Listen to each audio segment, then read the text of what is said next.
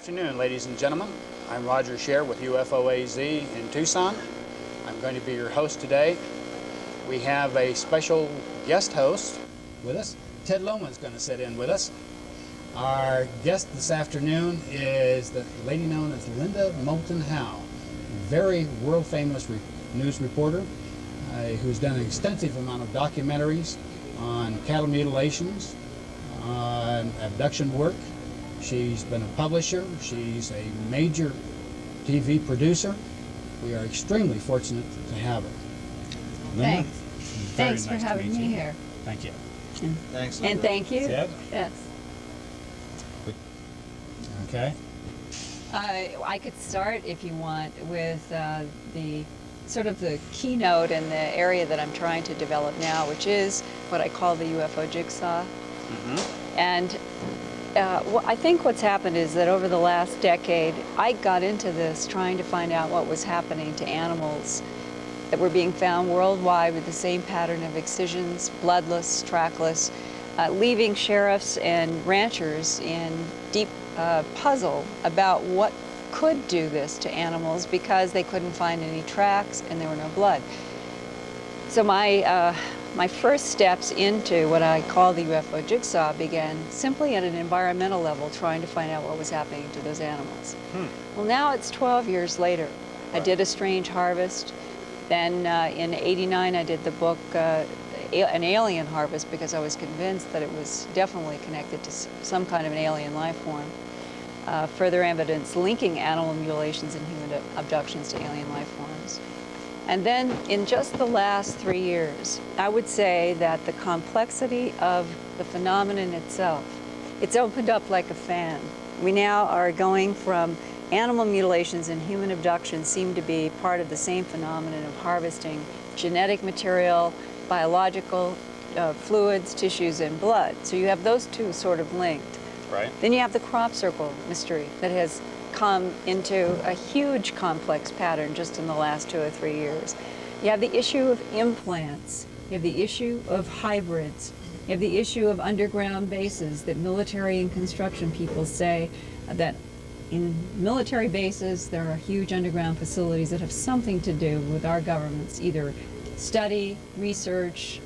No one seems to be able to say for sure, but that something's going on underground. Then you have, in terms of the above ground, probably more videotapes that are being taken on camcorders, whether it is the United States and Gulf Breeze or it is England. You're getting maybe hundreds of videotapes a year worldwide of things moving in the sky that don't fit terrestrial aircraft. And then on top of all of that, you're getting an increasing number of eyewitness accounts, either people who have seen non-human creatures carrying an animal that's later found mutilated, or with an animal that disappears. Or in the abduction side, there are several cases now just in the last couple of years where, let's say it's a housewife and she says, I walked into my kitchen and here was this little gray being with big black eyes that came up to the microwave or came up to the dishwasher, as if whatever this phenomenon is, not only is the breadth of it becoming wider and the complexity of it becoming more, but whatever it is seems to be getting closer and closer and closer to us. We don't understand it and look at the world that's largely in denial, and yet whatever it is, it seems to be forcing some kind of attention to it. And this is your jigsaw. This is the UFO Jigsaw. But with a jigsaw, and you open the box, there's all these pieces that you just That's named. right. But when it goes together, we can see the whole picture. Yes. When is this going to come I all don't know. together? So right now, we're opening the box, and we're allowing to view what's inside the box. That's right. So we know that it is a puzzle. Right. And what The you, big picture is what I'm after also. Well, the big picture, I think we all are after, and asking the same question is why. There's another aspect of a jigsaw. To make a jigsaw, it has a blade that originally had a big picture that it cut up to make the puzzle pieces. Exactly. I think that that's the role that the aliens have played. They themselves, whatever they are, call it an intelligence. They have deliberately kept us confused, as they have sort of made sure that we only have gotten pieces and never the big picture. For instance, like dropping a cow, leaving it there. Why leave the cow? Now, it's never made sense to anyone. Why leave the cow? I mean, if you're going to do something that can't humanly possibly be done to a cow or a dog or anything, and so therefore it's going to bring to mind what could possibly do this, why leave it there? That's right. You did a video, and I can't, Strange Mysteries. Is that right? Well, let's see, Mysteries. Earth Mysteries, Alien Life Forms, yeah. And on that, there was a comment made that somebody had found a mutilated cow 600 feet below the surface in water. Oh, yes. This happened off the coast of Alaska in 1990. I talked with the scientists that were down in the submersible. They were down counting fish. It's a very common thing that's done by oceanographers to keep track of various migrations of tuna and so forth. And they're in one of these little submersible subs, and they're going along counting. And they take also camera. They're going along, they're photographing. And there was a woman and a man in the sub, and one of them exclaimed, "My God, look, there's a cow." And they were down, I believe it was 65 miles below the surface. And it was a black and white cow. It was laid out, just completely whole cow. Now this is the astonishing part of this story. They thought that there was some kind of removal of tissue at the neck, and it could very well have been done by a shark or anything, right? But I asked the woman that I was talking to, did you take your sub and make a circle, go around this unusual sight of a whole cow lying down this deep in the ocean? She says, no, we were too busy counting fish. You meant you were down about 650 The feet. submersible. Yeah, it was 650 feet down. No, they were down deeper. I may not be. 6,500 feet? It was, I said 60 miles. 65 It miles, was yeah. extremely deep. Yeah. Did they get any photographs? No, they never focused the camera on anything. They never went around it, and that shows you the kind of world, in a way, that people can be so single-minded and focused that they wouldn't even take the time out to go around this unusual side of the cow. Let me cut right there. Bring it in. I don't care if these are in. Oh, Here's your coffee. this is wonderful. You This is can just very drink it nice. Right here, just like this. It's not going to bother me or mine. Right. Oh, wow, this is so needed. I can't tell you. How's your throat? Well, you can see I'm having. It sounds better than when you first started. Oh, I was really having problems this morning, and I knew it. I didn't feel good last night, and it's. See, Stanton, he thought it was allergy, and he's gone into a full-blown cold. And when I went to bed last night, I knew I was having this god-awful drainage, and I said, if I take an allergy pill, I'm not going to be able to function in the morning, so I can't do that. So I didn't sleep well, and when I just prayed. I thought, oh, my voice, it's going to give me problems. But it settled in after a while. I don't know if I can get this I'm done. going to take it in a different direction right after here. I'm going to go in.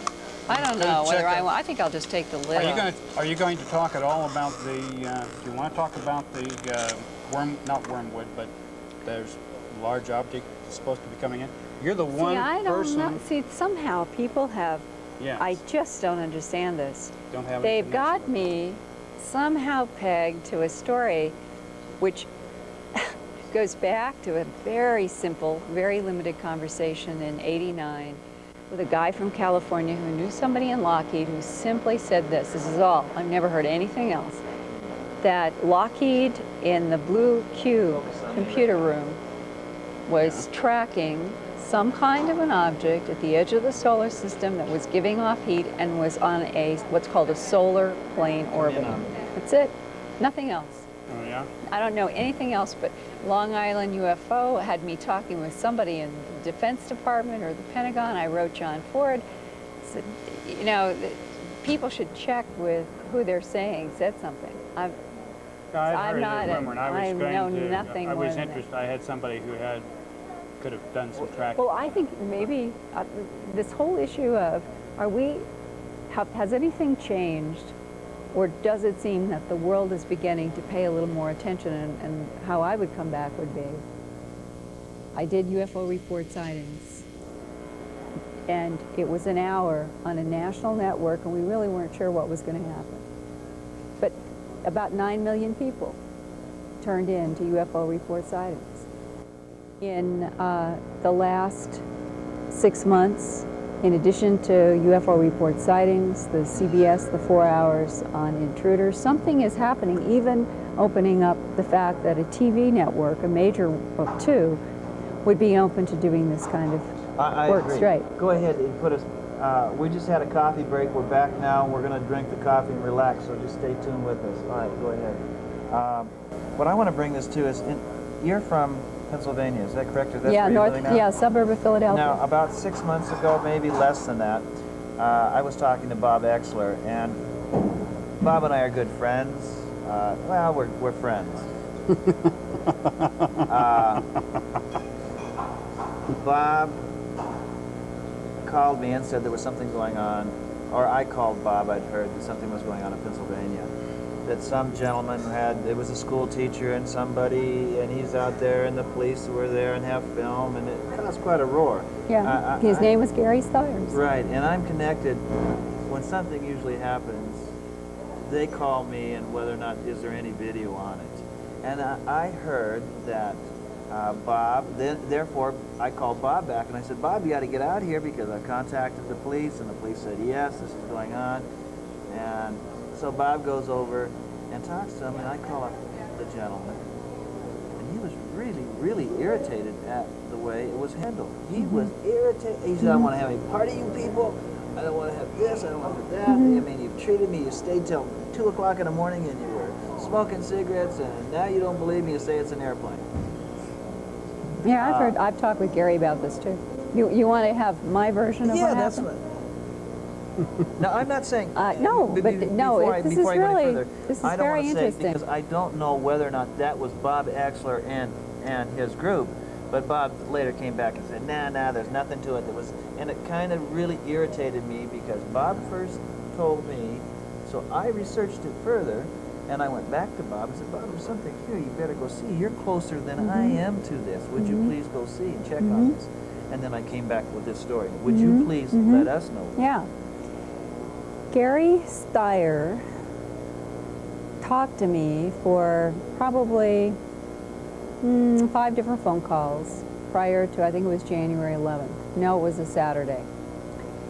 And it was the MUFON group in New Jersey that had called me and put me in touch with him because I was living in Pennsylvania, and there was a man named Rich Butler who had already been to Gary Stier's house 2 times with camera equipment prior to January 11th, and had told me that there was significant activity over the hill, over the radio transmitters and TV transmitters across from his house.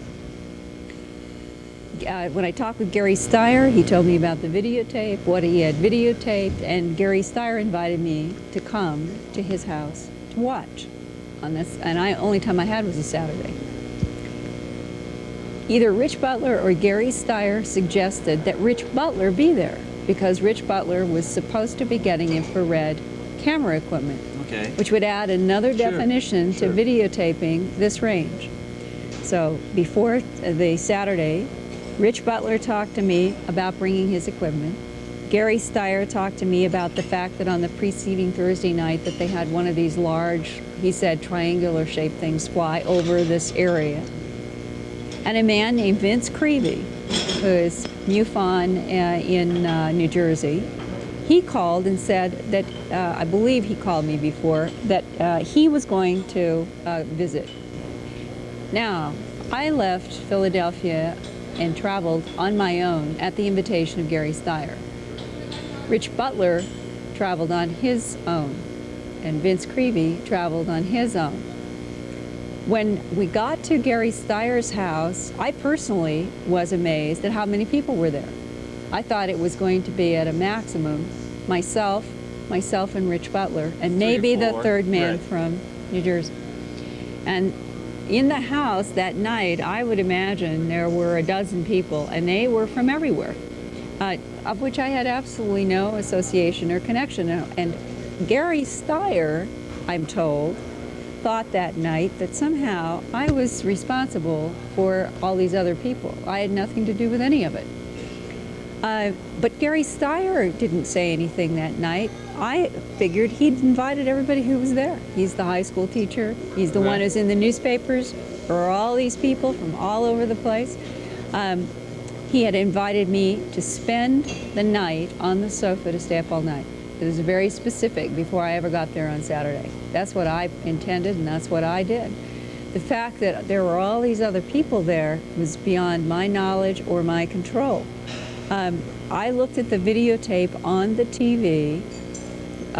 One of the MUFON members I thought was undeservedly critical of what this man was showing us, and told him so with Gary Steyer's there. I personally picked out 2 videotapes that I thought were definitely representative of anomalous activity, both the speed, the rate. For example, to show you, running a videotape, here is this hill. Here are these TV towers like this.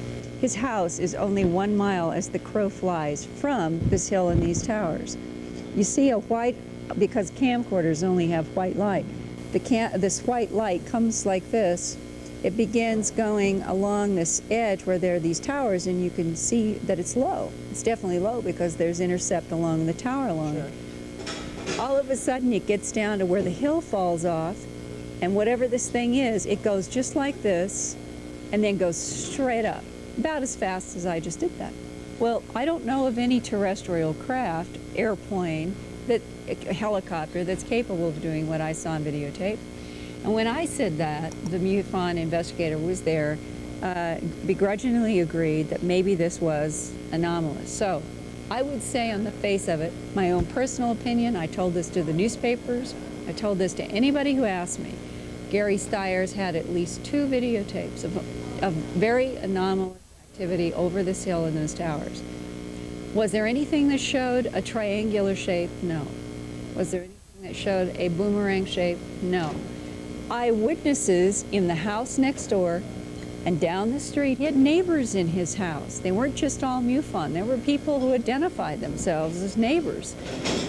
They were telling all of us about this strange, large configuration of light that was either boomerang or triangular shape. So we were hearing that totally independently from Gary Steyer and his family.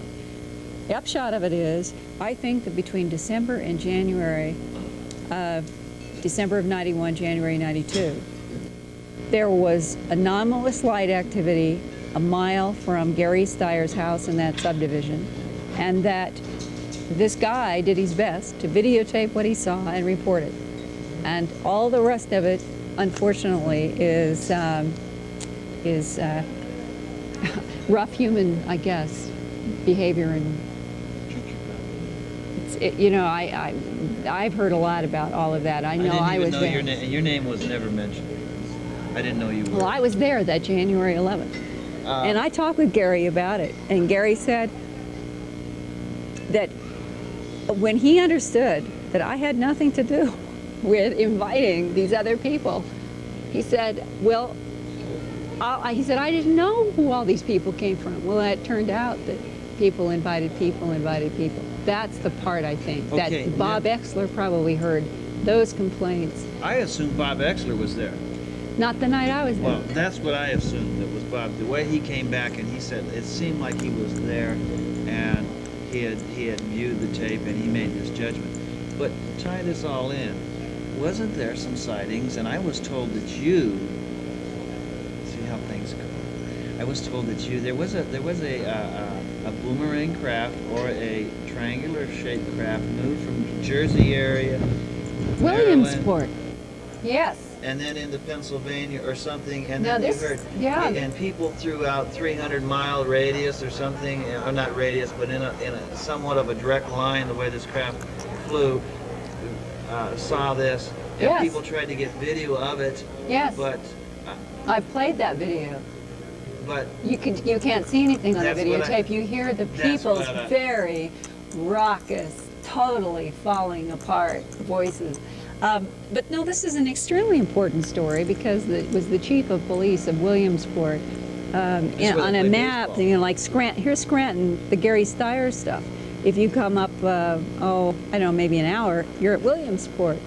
So it's in the general vicinity in terms of air miles. And the story was exactly this. The chief of police was waked up. He was waked up by the sound. I think it was 2 o'clock in the morning, and he went out, and over the, as he said, it looked like whatever this object was, that it had set the top of his house on fire. It was his first initial reaction, that the top of his house was on fire. This it was what blazing orange, 2 o'clock in the morning, I think. And I could be wrong. I could have 2 a.m. mixed up, and it could have been 10. It was nighttime, I know for sure, and it was late, and I know that he came out of the house because of the sound. And this blazing orange light that was associated with a triangle. This was not a boomerang. This was definitely a triangle. And the as this, whatever this was, moved slowly. As the chief of police said, it moved so slowly, and it was so huge that it didn't compute that anything could be so low, moving so slowly, and not collapse of its own weight. His house was on a hill in Williamsport, and as this thing moved down, seemingly going along with the altitude of the land, he could see now from his house down on top of the triangle, and here was this white glowing bubble. The exact same thing has been reported and drawn in Belgium many times. It's almost identical. I've seen it. Doesn't Ford do something? Isn't his paperwork? Now help me. Maybe I'm not putting the right light. Ford. Is it Ford that was? There was one about another triangular shape incident that was in the same area, roughly, the Maryland area. That was. You're talking about John Ford in Long Island? Yeah, wasn't it a triangular? You're talking about the one that was brought down. Brought down. Intentionally in Long Island Sound. Oh, I've heard rumors. I don't have any hard Oh, you don't have evidence. anything on that? Oh, yeah, but circumstantial. I would say right now, if somebody had proved it, I think it would be hard news. Well, it's from what I have heard and what I've Same seen. here, It's yeah. it's supposed to have gone out in Germany. It was supposed to be let out in Germany. All these facts and this stuff was supposed to come out in Germany, but it didn't make it because Germany didn't happen. Well, but you know, one of the problems in this field is don't spread rumors, only discuss facts. And so much of the time, I people agree. pick up something and they run with it like this is real without doing homework. Well, I wouldn't have mentioned that other than I heard this probably from one of the.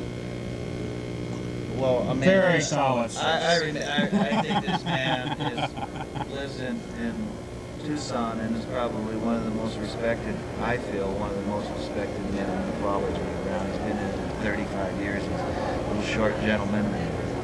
Yes. We discussed it at great lengths.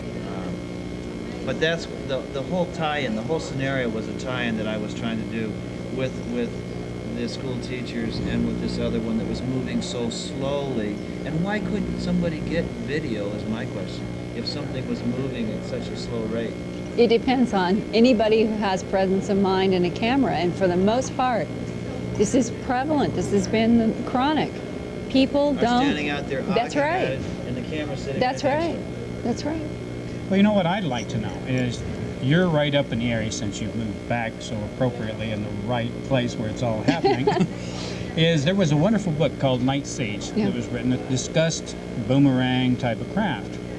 But it seems that due to an allegiance and wanting to keep, let's say, J. Allen Hynek wanted a certain persona presented, there was a lot of maybe abductions and missing people and missing children cases that were going on. That were kept out of the book. Yes. Mm-hmm. Yeah, that's true. Can you kind of go over some of that material? It seems to me that it's real important material because today we see so many children on milk cartons. We see in talking with different people that have been involved, there are a lot of missing adults. There are a lot of missing children and teenagers. Well, it's like Bud Hopkins, he makes the point, there's nothing we can prove. There is absolutely no way to prove that a missing person or a missing child was in any way associated with a UFO abduction. You cannot prove it. And therefore, I think that Imbroglio and Hynek did the right thing in focusing in a book just the hard, detailed witness sightings of things that were either photographed or drawn, or there were multiple witnesses, because we're still living in a world where eyewitnesses aren't even accepted as something that's firm. Isn't that wonderful? So if you try going into areas of speculation, and this is scary stuff. Yes. Who wants to think that something totally capriciously or with its own will could pluck children or animals or humans in some kind of a beam and do with them what it wants to? No one wants that to be true. We don't want it to be true, but we're looking at the face of it in the normal abduction scenario that Right. is described by the most reputable of people, and people who are themselves That's right. most reputable. That's Like right. Larry Bryant said, maybe this jigsaw puzzle that we're building, and Linda so well presents in her lecture, is that maybe we don't want to know what it is. That's right. There's so much to that simple sentence. Maybe People if we do not knew it- want to know. Well, maybe even if we knew it, it would be so horrifying. Why did you tell me that? Type of a situation. If the scenario is correct, and this gentleman, they are abducting children and taking them. You showed in some of your slides whereas this man is laying there and being physically mounted, and then turned around and being shown his offspring supposedly, and saying, would you touch them to try to electrically charge these children? You got to ask yourself somewhere within yourself, what the hell is going on? Well, and my question is, why would some other species from somewhere else in the universe, the galaxy, wherever they come from, want to interbreed with us, number one? Number two, where are all of these hybrid babies that have been shown, not just to this man, but there's a plethora now of men and women out there that are not just Bud Hopkins cases, but they're all over, where they have been shown these, what many abductees refer to as baby things. They use the term baby things. If, as one abductee in Missouri said, and I try very hard to keep this in mind, she said that one of the so-called praying mantis-looking gray types said, our need to survive is greater than your need to understand what we do here. Now, that one sentence has probably been repeated in some variation theme in, personally, I probably have investigated over 100 abduction cases now, and I've heard that same theme, as if we're dealing with something that has a survival issue. Now, does it give that, whatever it is, the right to harvest from us and this planet? Humans, from our point of view, say no, that nothing out there has a right to come and interfere and intrude in our lives. But if the abductees are also correct when they report that these same alien life forms imply that they have somehow genetically altered, manipulated DNA in already evolving primates to create Homo sapien, and that, as Whitley Strieber said, that he had this distinct impression that they looked at us as their property to do with as they pleased. Well, are we coming up at the end of this millennium facing two issues? Can we stand up on our own 2 feet and simply face the phenomenon and the fact that we're not alone in the universe? And at the same time, can we stand up on our 2 feet and can we face what will be defined to us as some kind of genetic experimenting creator of us? Those are heavy-duty questions for the human race. Well, yeah, but they're not any more heavy duty than whether we should go to war and drop an atom bomb on a million But Japanese. and kill them. humans can understand that one. No, I can't understand that. I can't understand that. And you say that that's such a big question. To me, it isn't such a big question, because whatever the consequences that happens will happen, and there will be people that will die because of this. There, just like the stock market, there were people that jumped off and the stock market crashed, and everybody thought it was the end of the world. We're still here. It happened. Let's just move on. Let's be big enough for a change. Yeah. And put on the shoes that we decided that we were going to wear. Yeah. And say, this is what's going on. You know, if you need help, we'll help you, but this is what's going on, folks.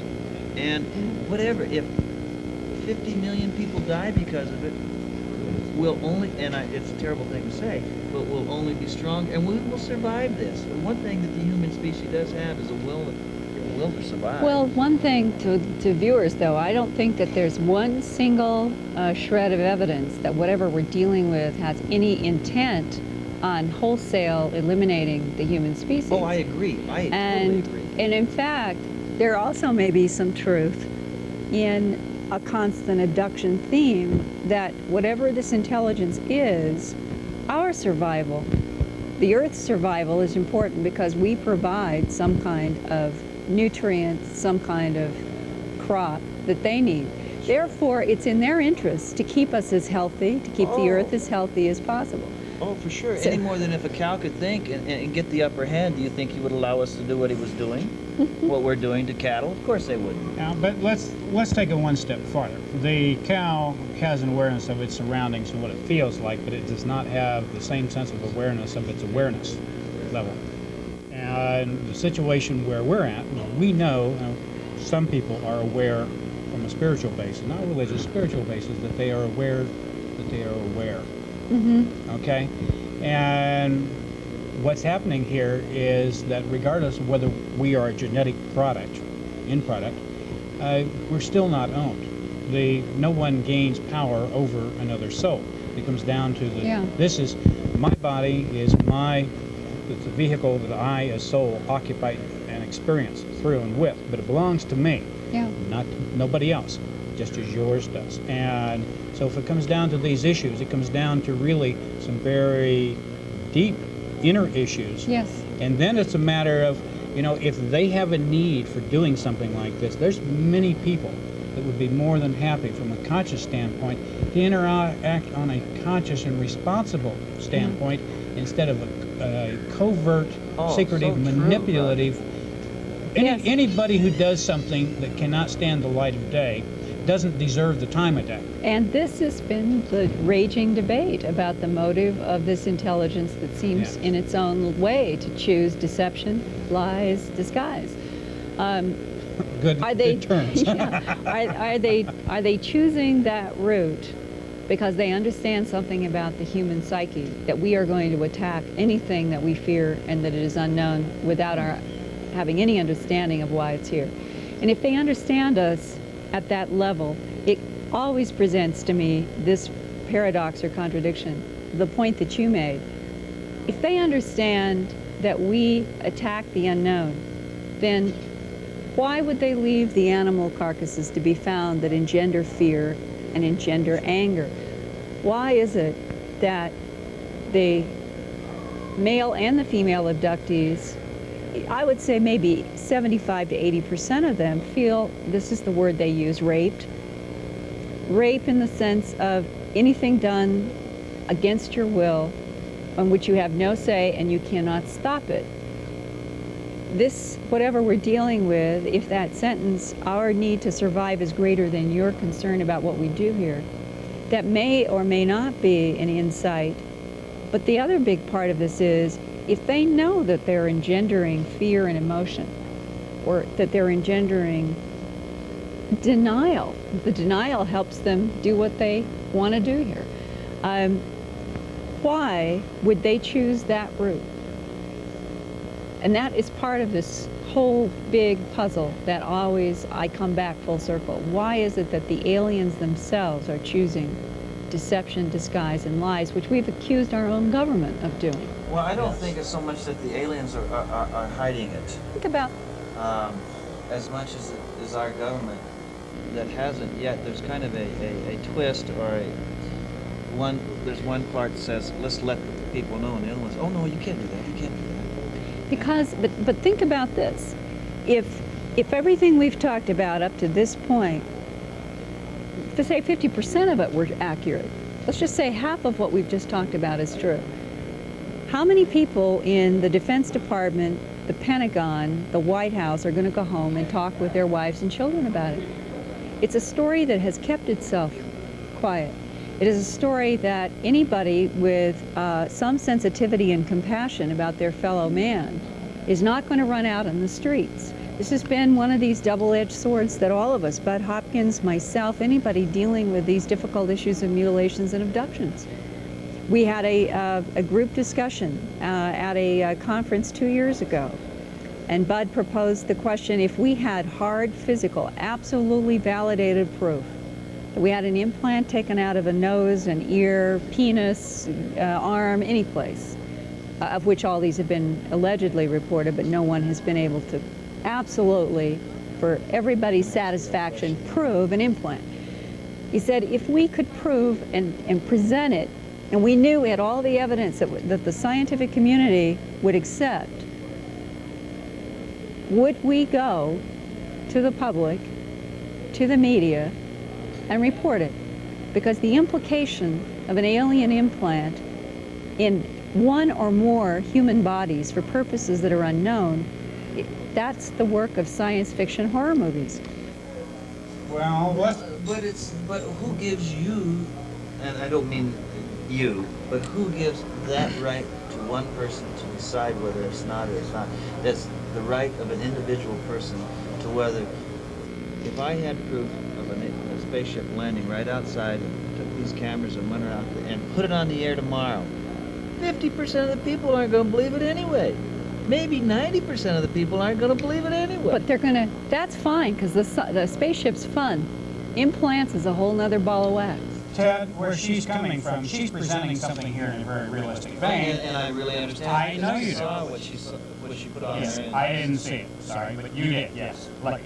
The point that I would make is this, though, is that I think the question you're asking is because of the wide diversity and cross-section of people in this country who seem to be carrying these implants. Well, we don't know, but it's you have to be don't, responsible with what you communicate, because if you're going to start causing people to have fear, Yes. that's Well, that's going to that's right. disable We're people. not trying to. I agree there. You'd have the doctor's office flooded with people with things That's in their right. ears and their legs. That's right. I'm not trying to look at it from that aspect. What I'm trying to look at is this, and I think it's a very, very important point, is if you have a cross-section of people who are reporting that quietly, in a very responsible manner, working with people behind the scenes, that they're having experiences, and that because of the circumstances and what the evidence or symptoms of the experience seem to indicate logically that they've been implanted, which fits in most cases. The question then becomes is, we seem to have a cross-section, then it means that a cross-section of the people in government have these things too. And so the real question then becomes maybe not so much what they're doing there. Are they affecting the leadership of this country? How are they affecting the mass consciousness? And in what way? What is the purpose? What's going on here? Okay, that's the more insidious side in questions, and they're legitimate. If you go on another side where you try to say broaden our own perspective on this and not always be looking at things as they may all be negative, Right. the positive side of this could be that whatever these implants are, they are simply there to track and monitor, and that they are tracking and monitoring certain people having to do with whatever this genetic program is that they have going. And that the genetic program itself may be, as Raymond Fowler's book, The Watchers, is implying, that something in the course of time, as the Earth evolves, something is going to cause a huge change, perhaps catastrophe, natural, in which the human population will be reduced considerably. Yes. And that if we knew the big picture, which I'm struggling to see, that we might then come to understand that the whole genetic harvesting is serving two purposes. One, to help whatever this species is. Two, to preserve this grumpy, irritable civilization of humans. And in the long run, if we just get big enough in our ability to perceive the various pieces of this, it may not be that it is a a story of fear. It may be that in the long run, it's a story of hope and evolution, and that's the ground upon which I'm trying to. Well, there's excellent evidence for that line of thinking, and so perhaps people are being selected.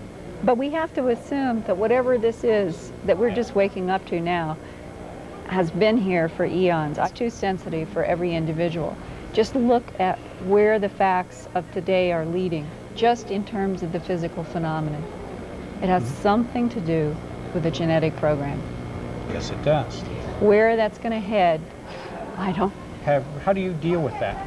Or where do you go? Are you? Try to stay away. Cautiously. Cautiously, because we're living in a world that attacks anything that begins to move into the areas of people's personal opinions about the unseen. That's just a fact of the Earth life. And lift science to begin truly applying, instead of $100 million going to SETI and radio signals, to put the same amount of money into abduction research and a whole lot of things we could list off. And I know as I say that, it is a contradiction to the spirit of everything that we're supposed to be involved, which is democratic exchange, education of information, that an educated public can make firmer and more educated decisions. That's why I think that you have to tread in some of these areas with huge caution. That's why I have compassion that the government has tread with caution. I will never, ever, and never have been a person who would say that our government has been doing something terribly wrong with keeping a policy of silence. But it's my First Amendment right as a journalist living in the United States to question why a policy of silence. And maybe that's been part of the strategy all along. The government knew it couldn't make the first step. The country is coming up to it on its own. Can't control that any longer. And by that time, they will know that we've all been exposed to enough of this, like this program and the TV programs and UFO report sightings for Fox. Of all the things that I've done, approximately 7, 8, 9 million people watched on that broadcast, and then it was rerun in January, had another good rating. I think is an indication that the general public is no longer accepting the old ridicule. There's nothing to this phenomenon. One question that I'd like to ask you before we do wrap it up is that we built a jigsaw puzzle here, and within this jigsaw puzzle, we put pieces on the table. We haven't built it. So now you've got 3 pieces: mutilations, abductions, and hybrid creation. Okay, so that seems to me to be one of the hearts, the middle. It's the edges of this puzzle. Yeah, how far does this go? I agree, and the more people that sit around putting this jigsaw, the puzzle together, and using the same pieces to be able to fit them together, the easier it'll go, the faster it becomes, and the more that each person becomes aware of the whole puzzle that we're dealing with. I hope so. Wow, I certainly do too. Well, that's all the time we have. I appreciate you showing up, Linda. I really do. Thanks a lot. Linda, thank you very much. It's been a pleasure. Thank you very much.